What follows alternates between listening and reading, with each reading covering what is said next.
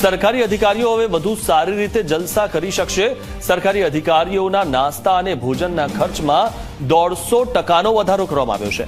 અધિકારીઓને નાસ્તાનો ખર્ચ 20 ને બદલે હવે 50 રૂપિયા મળશે। અધિકારીઓને બપોર કે રાતના ભોજન માટે 100 ને બદલે હવે 250 રૂપિયા મળશે। નાસ્તા પાણી માટે વાર્ષિક 10,000 રૂપિયાના બદલે 25,000 રૂપિયા ખર્ચ કરી શકશે। ઉચ્ચ અધિકારીઓ આ ઉપરાંત સચિવ કક્ષાના અધિકારીઓના આતિથ્ય ખર્ચમાં પણ વધારો કરવામાં આવ્યો છે। આતિથ્ય ખર્ચમાં 150%નો વધારો કરવામાં આવ્યો છે। તો નાયબ સચિવ કક્ષાના અધિકારીઓ પણ નાસ્તા માટે વધુ ખર્ચ કરી શકશે। એડિશનલ કમિશનર કક્ષાના અધિકારીઓને પણ હવે જલસા પડી જશે।